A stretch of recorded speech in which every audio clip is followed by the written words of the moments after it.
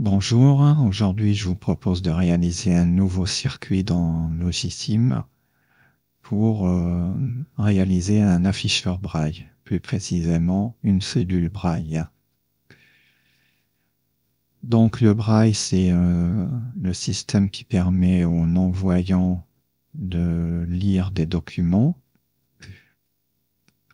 et on retrouve deux codes braille en réalité. Il y a le braille classique, le braille papier qui est composé de 6 points et le braille informatique auquel on a rajouté 2 points supplémentaires. Donc les points sont numérotés de la façon suivante. P1, P2, P3, ici P4, P5, P6 là. Donc ça c'est ce qui correspond au braille classique sur papier. Et ensuite, avec l'apparition des terminaux braille, 2 points supplémentaires ont été rajoutés, le point P7 et le point P8. Donc pour nous, je vous propose de réaliser, pour rester un peu simple, un afficheur braille 6 points et de se restreindre uniquement aux lettres minuscules de l'alphabet. Il faut savoir qu'en braille, les lettres majuscules, par exemple, nécessitent 2 caractères braille. En fait, il y a un caractère spécial qui doit être affiché avant la lettre elle-même pour indiquer qu'elle est en majuscule. Donc nous, par souci de simplification, on va se limiter uniquement aux 26 lettres de l'alphabet et aussi en utilisant le braille classique 6 points. Donc vous avez ici la configuration des différentes lettres de l'alphabet braille et que nous allons donc traduire nous sous forme d'une table de vérité. Alors à quoi va ressembler notre table de vérité? Tout simplement nous avons ici les caractères de l'alphabet, donc de A jusqu'à Z. Ici nous avons le code ASCII de ces caractères minuscules en décimale, donc ça commence à 97 et ça se termine à 122. Et ici, nous avons donc le code ASCII en binaire. Et donc, notre circuit va recevoir un code ASCII qui va correspondre à une de ces lettres, et donc il devra allumer ou éteindre un des 6 points du braille classique pour justement former le caractère en braille. Nous allons utiliser à cette fin des LED. Nous allons utiliser 6 LED pour représenter les 6 points de notre caractère braille. Et si le point est levé, donc s'il forme un relief, à ce moment-là, on allumera la LED. Et si le point n'est pas levé, à ce moment-là, on n'allumera pas la LED. Donc ici, dans cette table de vérité, j'ai représenté uniquement les points qui sont levés avec des 1, ce qui veut dire que toutes les autres cases qui sont vides devront contenir des 0. Donc une fois que nous avons réalisé notre table de vérité, nous allons utiliser l'outil de génération automatique de Logisim qui permet à partir d'une table de vérité de générer le circuit correspondant. Donc j'invite ceux qui n'ont pas vu la vidéo sur la génération automatique de circuits dans Logisim de cliquer sur le lien qui se trouve en description ou en haut à droite de cette vidéo pour savoir comment générer automatiquement un circuit à partir de sa table de vérité. Donc nous allons ici dans Project, Analyse circuit, et nous allons rentrer d'abord nos entrées. Donc ça va être les 7 bits du code ASCII, en commençant par le bit de poids fort. Donc je vais appeler B6. Ensuite B5, B4, B3, B2, B1 et B0. Donc ça, ce sont les entrées de mon circuit. Les sorties, ça va être les 6 points, braille. Donc P1, commence donc P2, P3, P4, P5 et P6.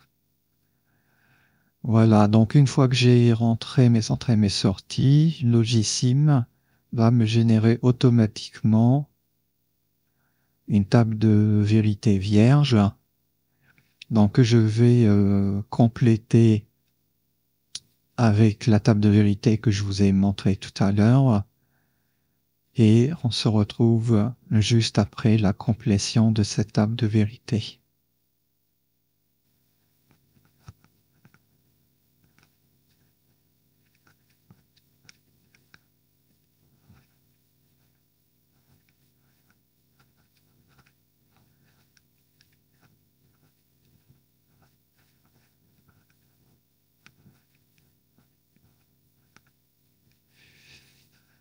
Donc voilà, je viens de finir le remplissage de la table de vérité. Donc nous allons maintenant pouvoir, en appuyant sur ce bouton, générer le circuit.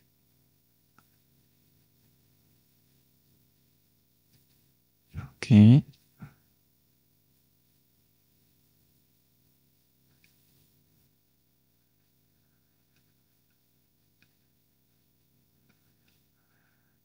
Donc voilà, notre circuit a été généré. Je peux fermer la table. Et je vais décaler juste un petit peu. Donc contrôle, je vais sélectionner tout le circuit, décaler un petit peu vers le centre.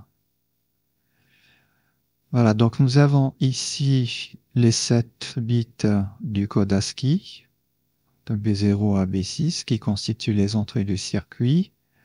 Et là, nous avons le premier point P1, ensuite P2, P3, P4, P5 et P6. Alors, ce que nous allons faire dans ce circuit, c'est d'abord remplacer ces 6 entrées séparées par, ces 7 entrées séparées par une seule entrée à 7 bits. Donc ici, je vais prendre une entrée à 7 bits que je vais appeler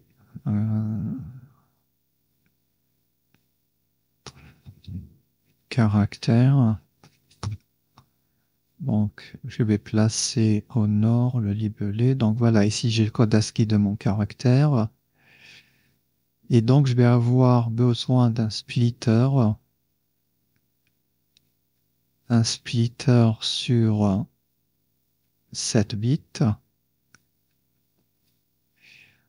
Et que nous allons orienter comme ça, right-handed. Voilà. Je vous expliquerai tout à l'heure quand on fera le circuit principal pourquoi je préfère cette solution plutôt que de garder les 7 bits comme ça séparés. Donc, je vais inverser l'ordre ici au lieu que ça soit de 0 à 6 pour que ça soit dans le même ordre que là, donc de 6 à 0. Donc on va changer ici l'ordre des bits de sortie du splitter. 6, 5, 4, 3, 2, 1 et 0. Voilà, et donc maintenant je peux enlever cette entrée B6 et la relier directement à mon splitter ici. Je peux enlever entrée 0 et la relier ici à mon splitter. Même chose pour B1. Même chose pour B2. Même chose pour B3. Même chose pour B4. Et même chose pour B5.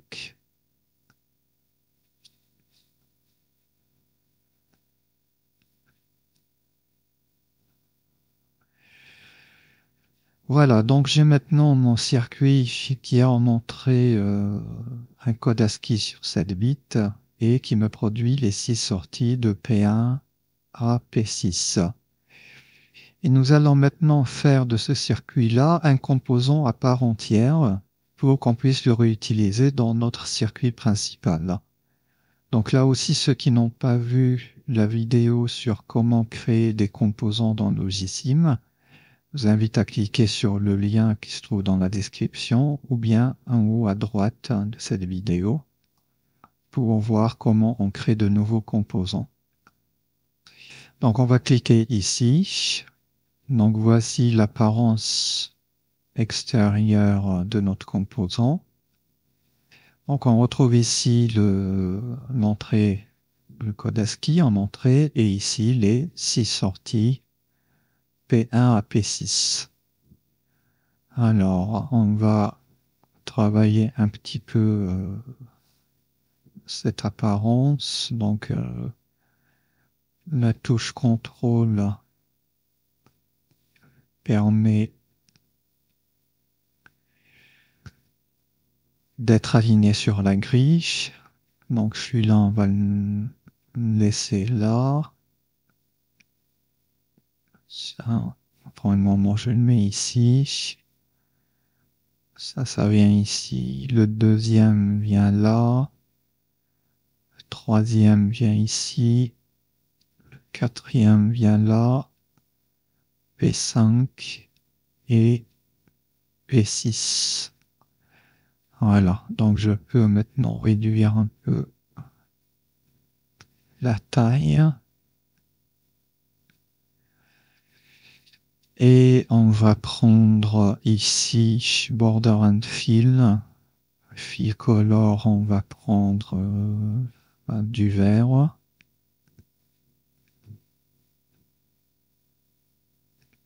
Ok, et on va rajouter du texte. Alors ici, c'est le caractère, donc je vais l'appeler C. Ici, ça va être P1, P2, P3, P4, P5 et P6. Donc je vais placer les libellés à côté de chaque sortie.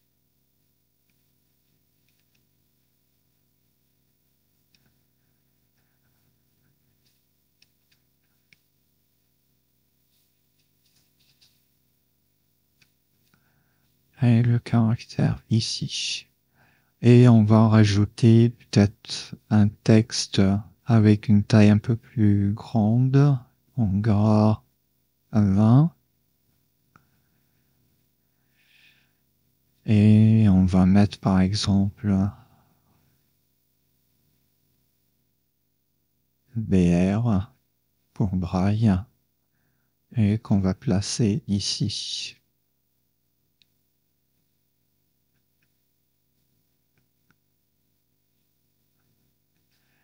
Donc voilà l'apparence extérieure de mon composant. Donc ce composant, je vais lui changer de nom. Donc je vais l'appeler cellule braille. Voilà. Et on va créer maintenant un nouveau circuit principal, main. Donc je vais placer au-dessus. Et mon circuit main, je vais, avec bouton droit, le définir comme circuit principal.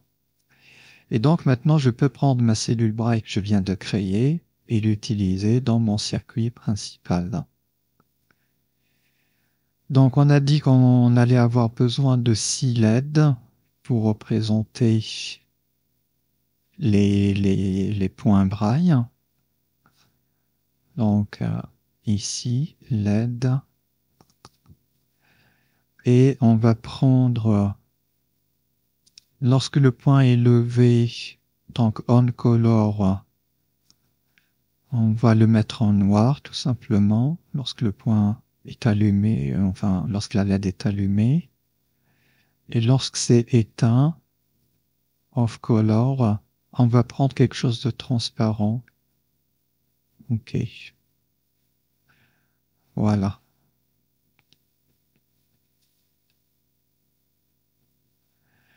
Donc, CTRL-C, CTRL-V. CTRL-C, CTRL-V. Voilà. Et CTRL-C, CTRL-V.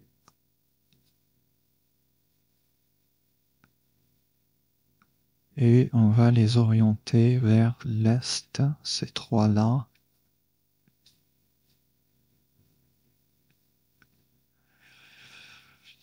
Voilà.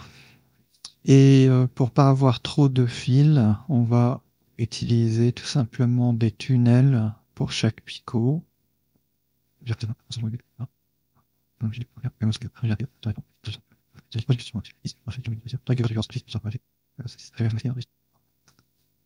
Alors c'est normal que les fils soient rouges pour le moment parce qu'il n'y a pas d'entrée ici dans mon circuit. Alors ici, pour mon circuit, ce qu'il faut qu'on montre, c'est un code ASCII sur 7 bits. Et plutôt, en fait, plutôt que d'envoyer une valeur numérique sur 7 bits, ce que nous allons faire, nous allons utiliser ce composant keyboard de Logisim qui va nous permettre en fait de rentrer directement des caractères au clavier et le code ASCII va sortir d'ici. Je vais le remonter un peu. Voilà.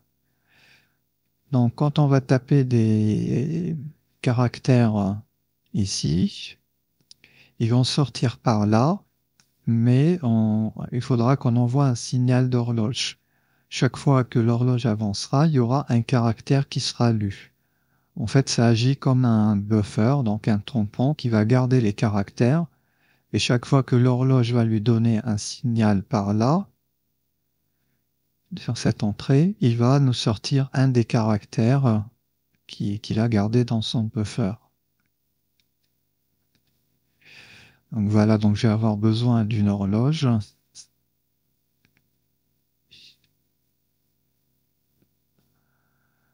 Voilà, donc mon circuit normalement maintenant est prêt. On va pouvoir passer à la simulation. Donc je vais effacer la grille, cacher la grille.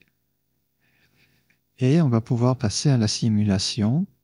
Donc il suffit tout simplement de sélectionner ici le buffer clavier et de taper des caractères A, B, C, D, E, F, G pour remplir le buffer. Et ensuite, chaque fois qu'on va faire avancer l'horloge, il y aura un caractère qui sera consommé dans le buffer et qui sera envoyé vers la sortie ici.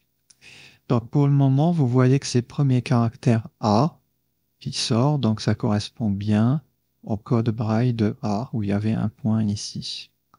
Alors on va faire avancer notre horloge. Donc là on est passé au caractère B, vous voyez le A ici a disparu. Donc là on est sur le caractère B. Ensuite si on fait avancer encore, là on est au caractère C, D, E, ça c'est le caractère E, F et G. Voilà. Donc mon circuit fonctionne correctement. Voilà, donc ceci clôt la vidéo d'aujourd'hui sur la conception d'une cellule braille et je vous dis à une prochaine vidéo.